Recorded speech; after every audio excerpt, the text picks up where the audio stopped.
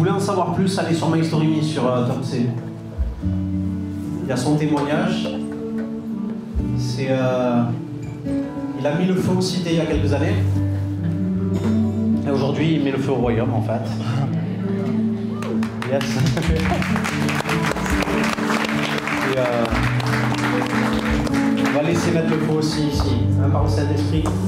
Seulement soit béni. Amen. Merci. Seigneur, je te bénis pour ces instants de grâce.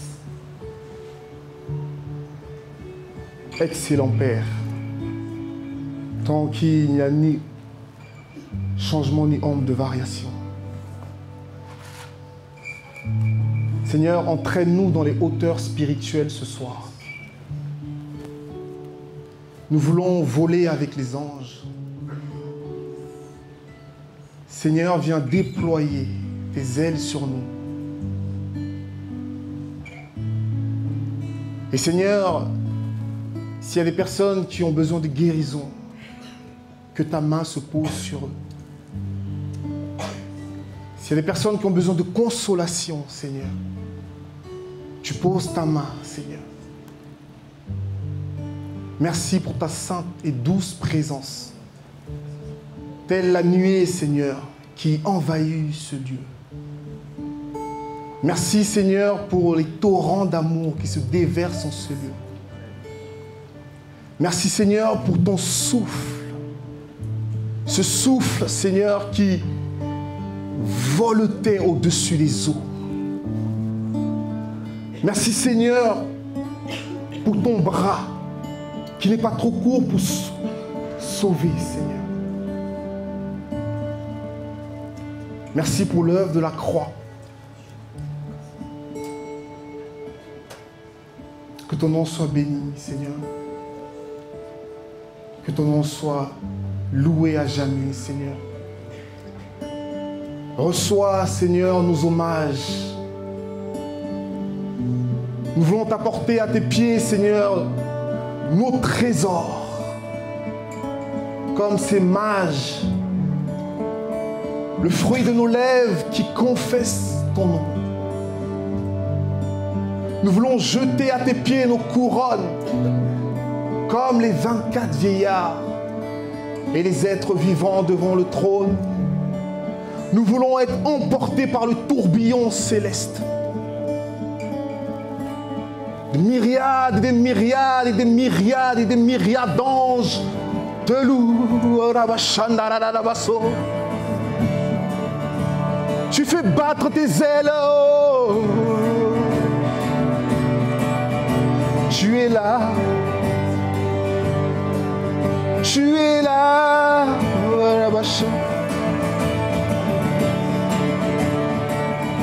Gloria da Bashan. Gloria da Bashan. Oh. Alléluia.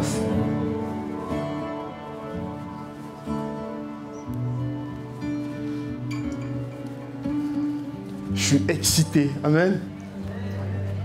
Je suis excité en moi-même. Merci Nico, merci à l'Église pour la confiance. Nico, c'est un frère que j'ai rencontré à la conférence organisée par Carlos Payan, Paris Tout est possible. Et on intervenait nous deux à cette conférence et dès qu'il s'est assis à côté de moi, j'ai senti une connexion. N'est-ce pas comme lorsque Marie était enceinte. Il y a eu une connexion. Amen. Et depuis, on s'est revus et bientôt, on va aller prêcher ensemble en prison. Et je suis très honoré d'être parmi vous. Amen. C'est important de venir participer à l'œuvre que Dieu fait. Et j'aimerais vous partager un court message parce qu'il m'a dit c'est court nos concepts. C'est vrai que vous êtes dans une série Expérimente Dieu, de la vie de l'esprit. Et mon partage va traiter de la foi. Amen. C'est vrai que pendant la prière tout à l'heure, il y a un frère qui parlait de la foi. Et le thème de mon message, ça va être, je ne sais pas s'il y a la diapo d'après, la foi donne des ailes. Dis à quelqu'un à côté de toi, la foi donne des ailes.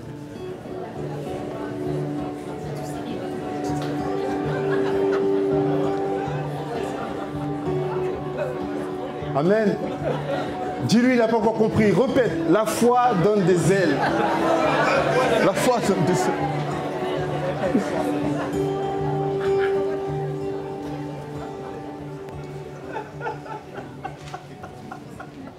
C'est une image que je partageais brièvement avec vous et je crois qu'à l'issue de cette réunion, beaucoup de vous vont voler. C'est une certitude. Est-ce que vous voulez voler? Est-ce que vous voulez voler? Waouh! La prochaine diapo, c'est en prologue de mon propos liminaire, j'aimerais dire ceci. La vie avec Dieu est comparable à la relation entre l'aigle et ses petits. Et pour cela, je vais développer un peu ma pensée. On va lire rapidement deux passages. Alors le premier, c'est dans Deutéronome 32, verset 11. Il dit, pareil à l'aigle qui éveille sa couvée, voltige sur ses petits, déploie ses ailes, les prend et les porte sur ses plumes. Et ça, c'est... Je ne peux pas vous faire tout le récit, mais c'est Dieu qui donne une image. Et Dieu est comparé à cet aigle, justement, qui vole sur ses petits, les couvre. Et la relation avec Dieu est similaire. C'est-à-dire que nous sommes enfants de Dieu. Lorsque nous naissons, Dieu prend le soin de nous protéger. Il nous apporte des enseignements de la même manière que la mère aigle va chercher du poisson, va chasser le lièvre et vient nourrir ses enfants. De cette même façon, Dieu prend le soin de nous nourrir à travers des enseignements, à travers son esprit, n'est-ce pas, qui est en nous, qui nous fait grandir, nous nous développons. Et la mère aigle, elle veille sur ses petits. Elle les couvre de ses ailes lorsqu'il fait froid, lorsqu'il y a la pluie. Et Dieu fait ainsi pour nous. Mais ce qui est intéressant lorsque vous étudiez un peu la vie de l'aigle, c'est que l'aigle fait son nid sur les sommets des montagnes. D'emblée, Dieu veut nous faire comprendre de notre relation avec lui qui nous attend dans les hauteurs. La vie chrétienne est une vie de hauteur. Nous sommes des montagnards. Dis à quelqu'un, tu es un montagnard.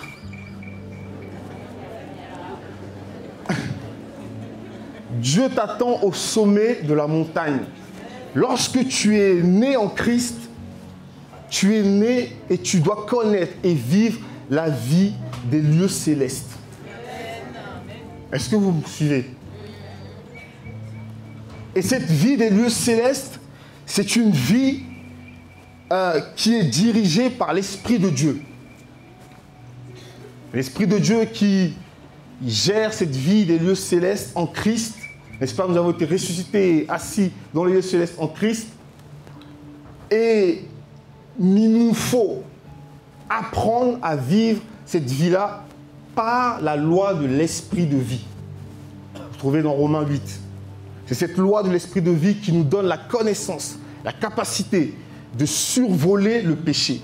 N'est-ce pas? Avant que Paul ait découvert cette loi spirituelle, et ça c'est une loi qu'on n'enseigne pas beaucoup dans les églises, qui permet de survoler la vie de la chair et de vivre la dimension de l'esprit. je ne vais pas m'étaler sur cela.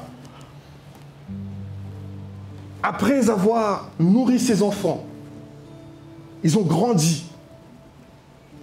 Ils se sont développés. Les plumes commencent à venir sur eux. Merci. Merci beaucoup. Je vais boire un petit coup. Je suis quelqu'un d'assez libre. Hein. Donc, j'espère que vous allez me supporter. Encore pour quelques minutes. Et cette mère, ces aiglons grandissent dans ce nid, de même que le chrétien né de nouveau grandit dans l'église. L'église est comme un nid où tu reçois la nourriture spirituelle de la part des ministères que Dieu a établis, qui sont un peu comme, ils jouent un peu le rôle de cette mère aigle. Et tu grandis, tu t'affermis. Ta poitrine spirituelle, ton cœur spirituel s'élargit. Parce que il faut que la musculature qui va t'aider à prendre ton envol se développe. Et voici que ces aiglons vont arriver à un âge où ils vont commencer à ne plus, je dirais, ouvrir le bec pour recevoir directement de la nourriture de leur mère. Elle viendra simplement, elle va jeter la nourriture dans le nid et à eux de manger eux-mêmes. Donc c'est une autre phase de la maturité. De même que il va arriver un moment, tu vas commencer toi-même personnellement à développer une relation avec Dieu. À toi-même personnellement à être enraciné en Christ, à chercher, à passer tes nuits de prière en quête, n'est-ce pas, d'une connaissance, et tu vas désirer la nourriture solide. Suivez-moi parce que je fais un parallèle entre la vie spirituelle, la vie en Christ et l'aigle et ses enfants. Et suite à cela, viendra le temps où tu seras assez résistant, ancré en Christ. De même que l'aiglon arrive à cette phase où il commence à déployer ses ailes dans le nid. Il commence à bouger dans le nid. Et quand on étudie la vie de l'aigle, il y a quelque chose qui m'a frappé. C'est qu'à ce moment-là, quand ils arrivent à cette maturité, la mère aigle fait quelque chose d'extraordinaire. Elle les prend, ces aiglons, et elle les jette dans le vide. Du haut de la montagne, elle les jette dans le vide.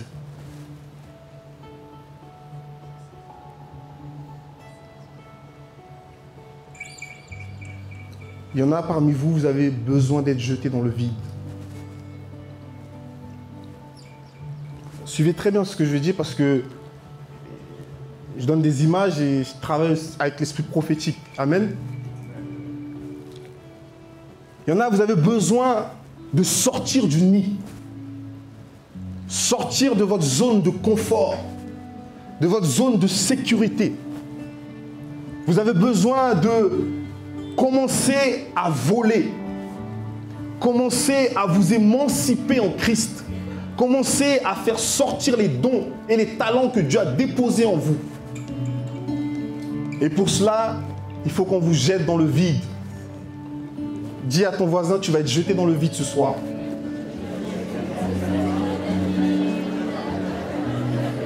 Tu vas être jeté dans le vide ce soir.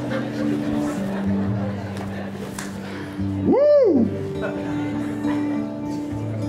Et lorsqu'on est jeté dans le vide, cette mère, après avoir protégé ses œufs, après avoir, n'est-ce pas, chassé, après avoir gardé ses aiglons, fait quelque chose qui va nous paraître insensé.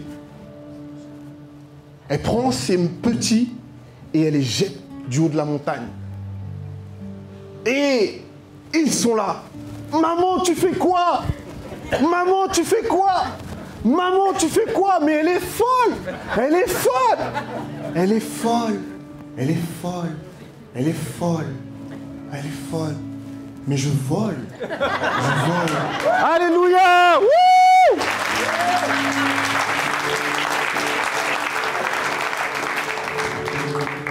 Ah bon? Tu savais que tu pouvais voler? Tant que tu ne sors pas de ta zone de confort, tu ne pourras jamais expérimenter ce que Dieu a prévu pour toi.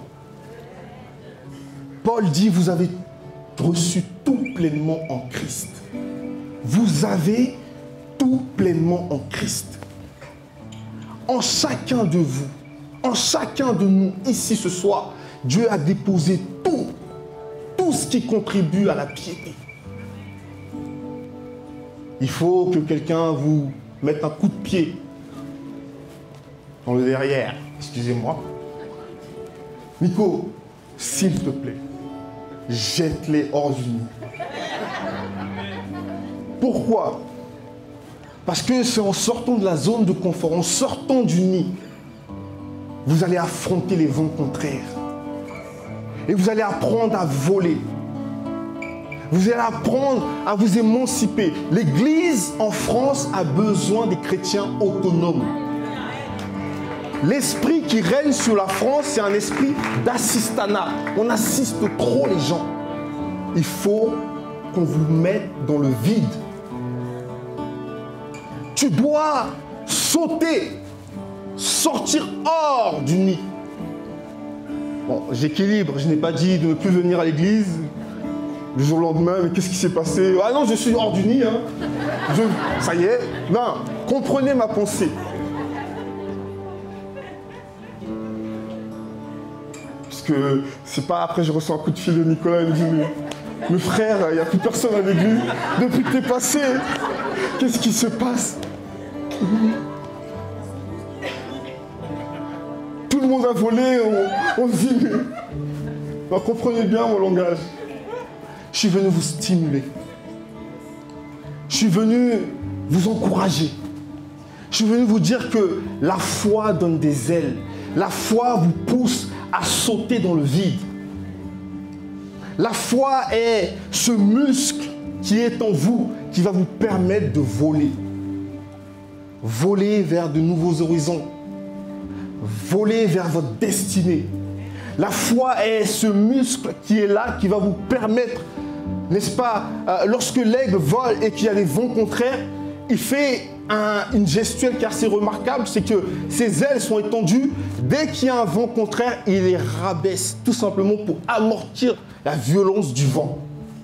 La foi va vous donner de vivre ces choses. Et lorsque vous sautez, vous sortez de votre zone de confort, vous commencez à activer les dons et les talents que Dieu a mis en vous. Vous commencez à vivre la vie des lieux célestes en Christ. La slide suivante, s'il vous plaît.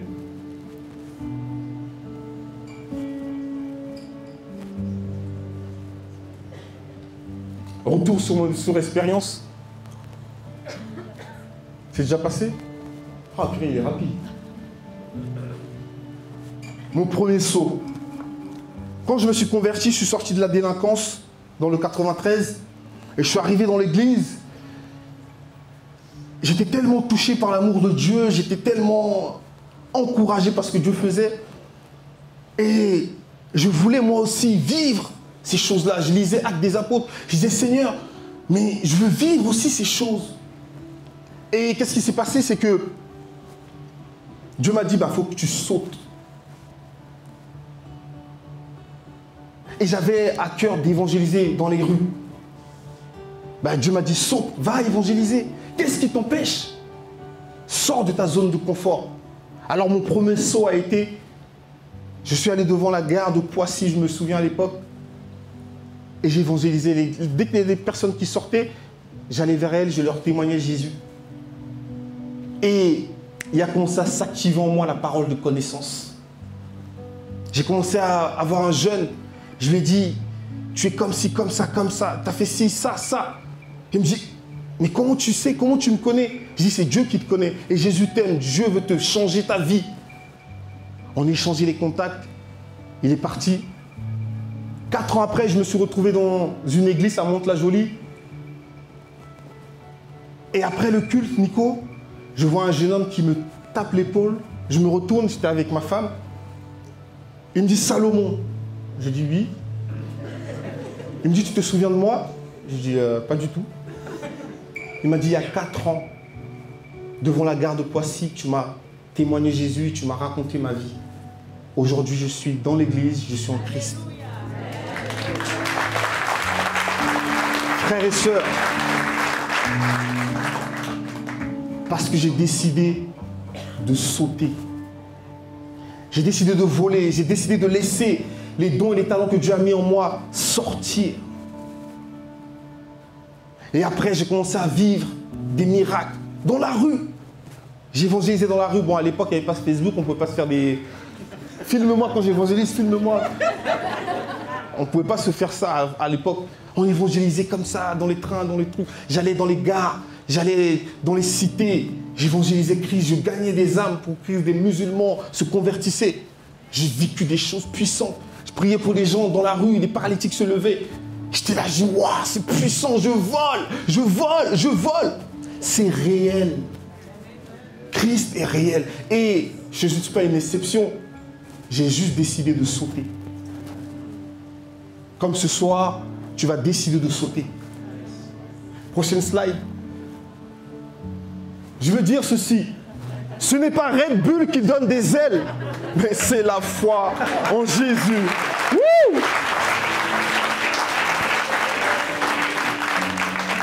Punchline. Ce n'est pas Red Bull qui va te donner des ailes, mais c'est la foi en Jésus. C'est la foi qui va, lorsque tu vas sauter, va activer tes ailes spirituelles et tu vas voler vers ta destinée. On va avancer la prochaine slide. Et tu vas apprendre à voler en fonction de la direction du vent. Et ça, c'est remarquable. Quand vous regardez l'aigle voler, lorsque le vent souffle par la gauche, il étend ses ailes et, n'est-ce pas, le vent traverse les ailes et il se met à planer et il vole en direction du vent. Il suit le vent. Et lorsque le vent de l'esprit va commencer à souffler, et je crois que le vent de l'esprit est en train de souffler sur le vieux continent. Et suivez très bien ce que je vais dire parce que c'est capital. Je crois qu'il y a un vent de l'esprit qui a commencé à souffler. Il souffle sur la mer. Et je crois qu'il y a un réveil qui est en train d'arriver sur le vieux continent. Je crois qu'il y a un réveil qui est en train d'arriver dans les banlieues. Je crois qu'il y a un réveil qui est en train d'arriver dans l'église.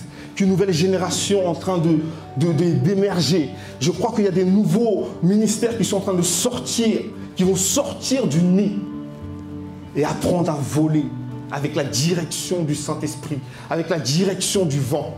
Et vous faites partie de ces personnes-là. Prochaine slide. Et je veux encourager les personnes d'un certain âge. Y a-t-il des personnes d'un certain âge ici? J'ai certainement mon âge. Dépasser 50 ans. Bon, on va rabaisser encore. 45 ans. 45 ans jusqu'à plus. Je veux vous dire que Dieu compte sur vous.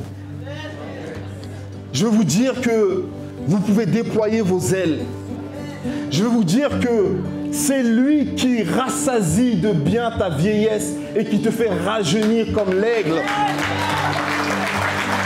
Je veux vous encourager, les personnes d'un certain âge. Moïse a délivré le peuple à 80 ans. Il avait 80 ans quand il allait délivrer le peuple en Égypte. C'est possible. C'est possible d'être une mamie avec sa canne et de prêcher le royaume de Dieu. C'est possible d'être un vieillard et de se lever pour Jésus.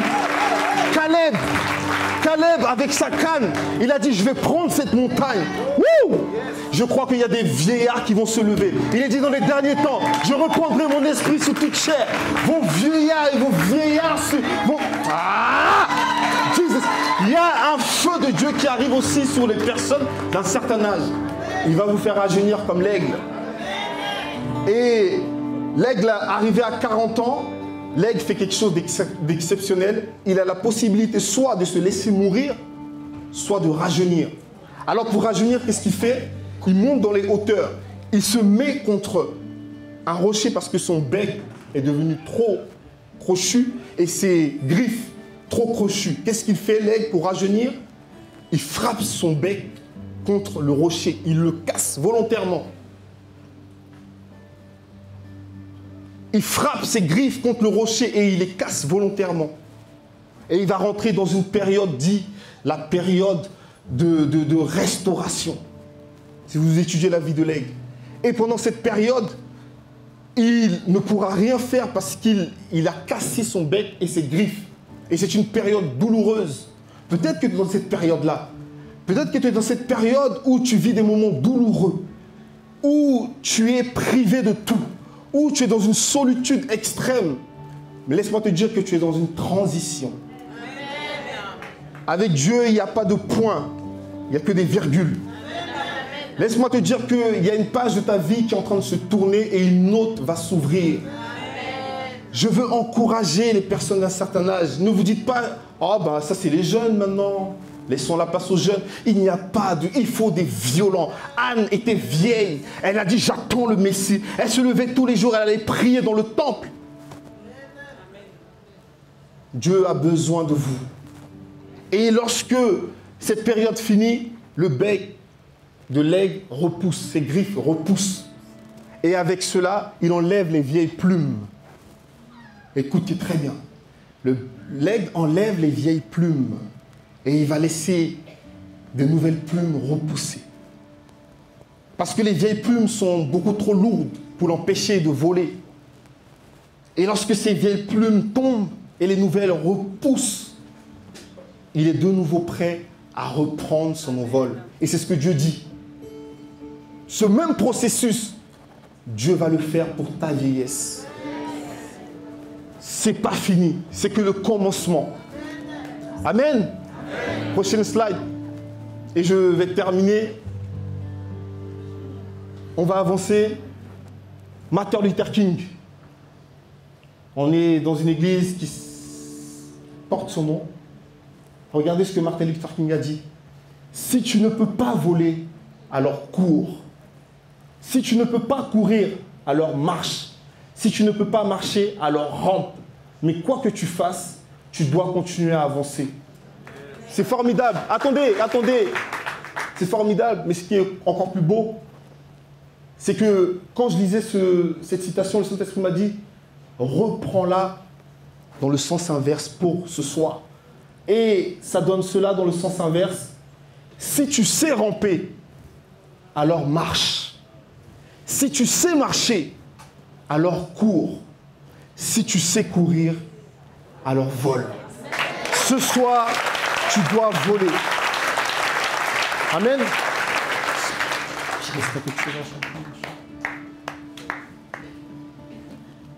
Peut-être que tu es bloqué dans le nid à cause de la peur, à cause des blessures de ton passé, à cause du manque de confiance. Peut-être que tu es bloqué dans le nid et que tu n'arrives pas à sauter à cause des déceptions que tu as subies dans l'église durant ton parcours. Peut-être que durant ton parcours, tu as voulu voler et on t'a découragé. On t'a dit, tu ne sautes pas. Surtout, tu ne sautes pas. Mais Dieu est venu, ce soir, Dieu veut libérer ces choses. Dieu veut te libérer de toutes ces craintes. Et je vais faire un simple appel. Si tu as envie de voler, et tu es là, tu bouillonnes, tu bats tes ailes dans le nid. Tu dis, Seigneur, quand est-ce que sera mon tour? Viens devant, on va prier pour toi. Si la peur te paralyse et t'empêche de sauter, de faire ce pas de foi dans le vide, viens, on va prier pour toi. Si une déception t'a paralysé, t'a bloqué ta destinée, viens, on va prier pour toi. Dieu veut te faire voler. Dieu veut te faire voler et te donner les ailes de la foi qui vont te donner de traverser et rentrer dans ta destinée, d'emprunter les courants du vent, de surfer sur la vague que Dieu va emmener.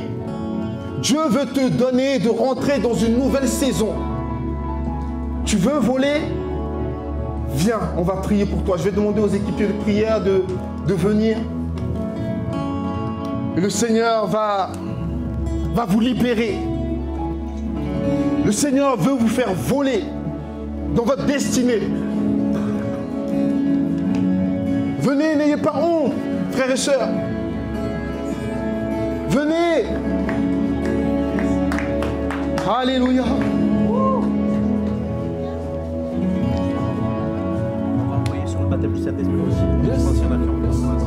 Si aussi il y en a qui aussi qui ont besoin d'être baptisés dans le Saint-Esprit, venez. Dieu va vous faire entrer dans une nouvelle saison. Les équipés de prière sont là. Olivier, tu peux venir aussi pour prier pour les frères et sœurs.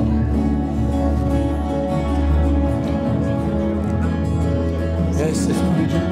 Esprit de Dieu. Oh. Esprit de Dieu.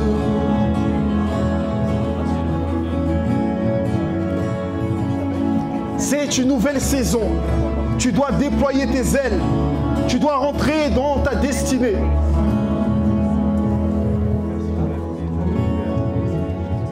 Alléluia, Seigneur. Alléluia, Seigneur.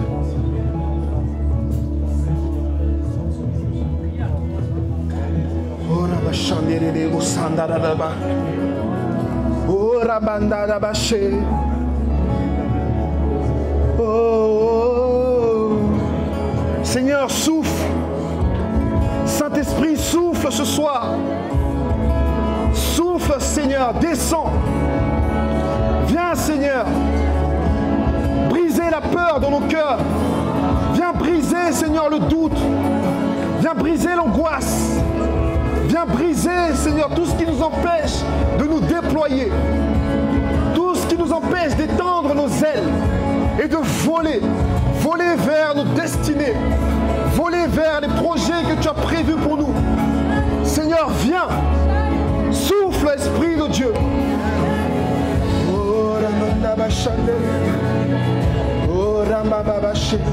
Seigneur, baptise. Baptise.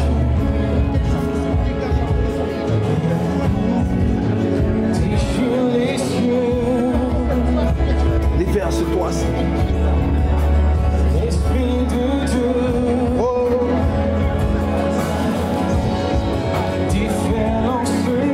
Seigneur, libère, Seigneur, les destinées. Libère, Seigneur. Libère le potentiel, Seigneur, dans la vie de mes frères et sœurs. Libère leurs ailes. Qu'ils puissent voler dans le monde spirituel. Et que tout ce qui les paralysait, Seigneur, soit brisé au nom de Jésus. Viens baptiser, Seigneur. Envoie un vent nouveau dans leur vie. Envoie un souffle nouveau, Seigneur. Oh, Rabababachat. Souffle dans leur vie, Seigneur mon Dieu. Je prie, Seigneur mon Dieu, que tu leur donnes par la foi de rentrer dans leurs promesses, Seigneur. Seigneur, je prie que tu libères sa destinée maintenant. Je prie que ses ailes spirituelles, Seigneur mon Dieu, sortent, mon Dieu, et qu'elle puisse prendre son envol, rentrer dans une nouvelle saison spirituelle. Il n'y a que les oiseaux qui n'ont pas de frontières. Et je vous vois traverser les frontières. Seigneur, je prie pour l'appel missionnaire qu'il y a sur ce couple. Tu vois combien elle a été meurtrie, calomniée, où les gens disaient du mal. Tu la guéris maintenant, Seigneur. Tu la libères maintenant, Seigneur. Tu guéris son âme des blessures.